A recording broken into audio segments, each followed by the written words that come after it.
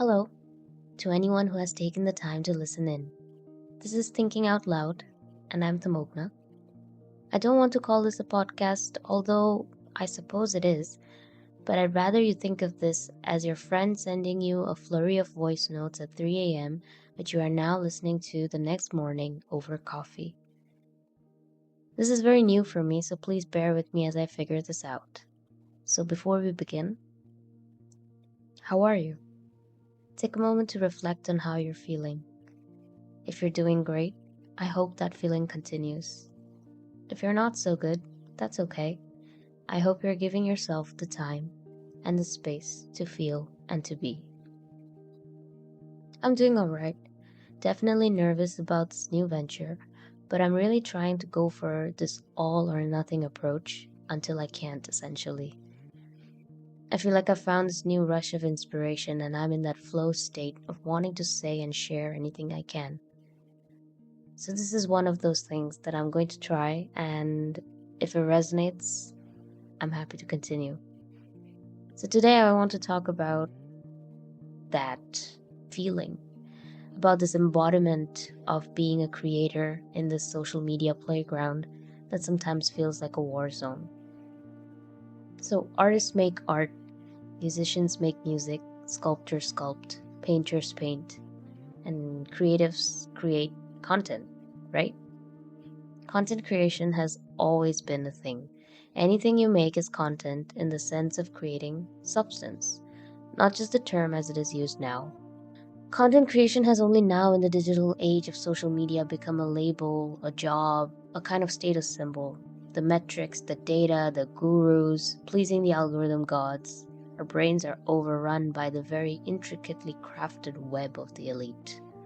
But let's set that aside for another day. So I've been watching a couple of YouTubers talking about creating content and being successful at it. Well, quote unquote successful. Ever since I started taking this route seriously, I have struggled with allowing myself to create content for social media without the barrage of self-doubt and judgment paralyzing me. And I know that this is not a unique experience. I'm sure everybody in any industry goes through this, but especially as creatives, it's something we're always struggling with. So, from my careful sifting, I found a couple of creators who have said things that I have been thinking about and agree with, and just I don't apply it to myself. So, the general consensus is that the message is post what you want, what you like, and the audience will show up. It's true, but it's so easy to fall into this crazy trap of trends and posting 5 times a day to get views. But if your goal is to get your art out to the world, then the focus has to be just that. The art, the music, the writing, whatever it is, has to take center stage, and the point of being a creative is to create. So you have to create, no matter how different, how wacky, how bad, how dull, how wild, how normal, whatever descriptive word it is that you use to tell yourself that you're not good enough and keep yourself from making this stuff and sharing it. So now you can go and watch these YouTubers like Wondertone, Johnny Mazza, Landon Parrott, and the countless others. So I'm not going to reiterate what they're saying, but definitely go check them out. So what am I talking about in this conversation? I just want to share my journey, my experiences, my perspective on what I call the spirituality of creating. It's not that deep, but it also kind of is that deep. So I haven't been doing this for very long, but I like it when artists and people talk about processes as things are happening and not just in retrospect. And so that's what I'm going to try to do. So in July of 2024, I made a decision that kind of turned everything around almost overnight. Not really, but it just feels like it now in retrospect. I was spiraling for a very long time, and spiraling downwards, not up.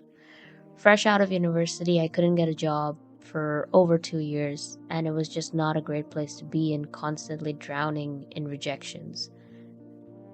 But one day I just said to myself, enough is enough.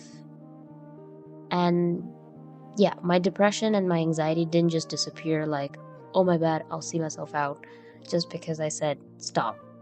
But it was an important step for me to not just acknowledge my issues, but also actively, almost forcefully take a step forward. The amazing part was that I didn't have to do anything radical, didn't have to completely turn my life inside out. I didn't have to wake up at 5 a.m., do stretches till 6 a.m., make a very high protein breakfast and work till like hustle till the evening, go to the gym. I didn't have to do any of those things that the gurus are always telling you. All I really had to do is intentionally listen to myself. Now, if you kind of roll your eyes, it's okay. It sounds like self help garbage, and it doesn't matter whether you believe it or not, but this is what worked for me. I'm not a modern day philosopher or self help guru, so I'm not giving any advice. All I'm doing is telling you my story. So, when I really and truly and intentionally put myself in places and spaces of feeling good, my perspective shifted. By places and spaces, I don't mean physical places because nothing changed physically around me. I was still in the exact same circumstances, but I was feeling differently. One way to explain this is that if you make a small ball of snow and then you start rolling it down the hill, it's going to eventually pick up momentum and it's going to become bigger. Now, standing at the top of the hill and watching that ball of snow roll down and become huge is one thing, but standing at the bottom of the hill as it's racing towards you and becoming bigger and bigger and hoping to stop it is probably going to get you killed, or at least break a few bones. So, what I did was, I didn't really move away from that snowy place to a tropical island in the Bahamas.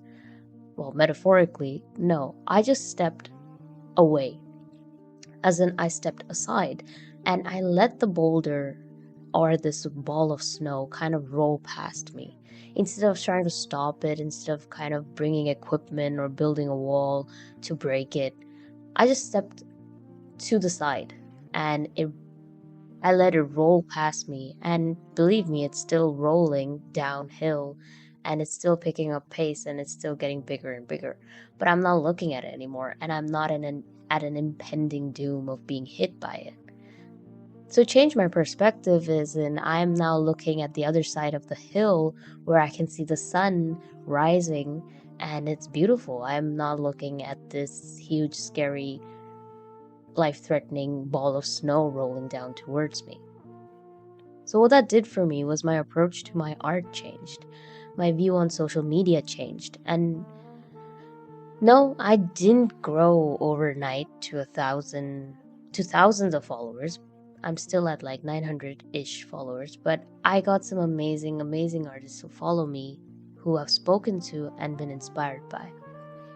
My art style came organically, and the clients that wanted to pay me came to me on their own. This felt like I was doing something right because now I didn't fight the system. I didn't feel like I had to make those trends that made me feel dead inside. I was just making and putting it out and doing as much as I can whenever I could. And people who resonated with it gravitated towards it. So my spiritual practice became intertwined with my art, and that means different things on different days to me. The biggest thing that shifted is that I'm able to give myself the space to rest and recharge without feeling guilt because I'm rarely afraid anymore. Yes, many days my anxieties take over, the blue skies look gray again, but I just say, hey, it's okay, we'll try again tomorrow, and this time I actually mean it. I actually allow myself to rest and leave whatever I need to do for tomorrow. That doesn't mean I don't do my chores or anything. If you look ask my family, I'm the only one doing chores sometimes.